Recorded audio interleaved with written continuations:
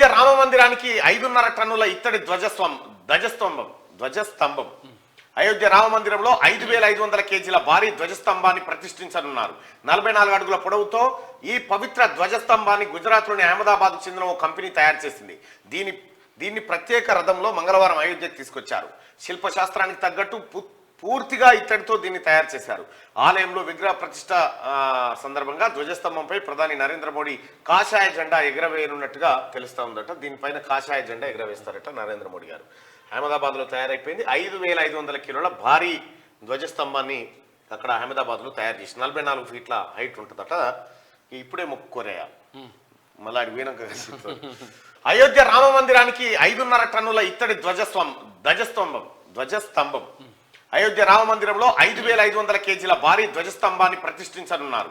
44 అడుగుల పొడవుతో ఈ పవిత్ర ధ్వజస్తంభాన్ని గుజరాత్లోని అహ్మదాబాద్ చెందిన ఓ కంపెనీ తయారు చేసింది. దీన్ని ప్రత్యేక రథంలో మంగళవారం అయోధ్యకు తీసుకొచ్చారు. శిల్పశాస్త్రానికి తగ్గట్టు పూర్తిగా ఇత్తడితో దీన్ని తయారు చేశారు. ఆలయంలో విగ్రహ ప్రతిష్ట సందర్భంగా ధ్వజస్తంభంపై ప్రధాని నరేంద్ర మోడీ కాషాయ జెండా ఎగరవేయనున్నట్టుగా తెలుస్తా ఉందట. దీనిపైన కాషాయ జెండా ఎగరవేస్తారట నరేంద్ర మోడీ గారు. అహ్మదాబాద్ లో తయారైపోయింది. 5,500 కిలోల భారీ ధ్వజస్తంభాన్ని అక్కడ అహ్మదాబాద్ లో తయారు చేసి 44 ఫీట్ల హైట్ ఉంటుందట.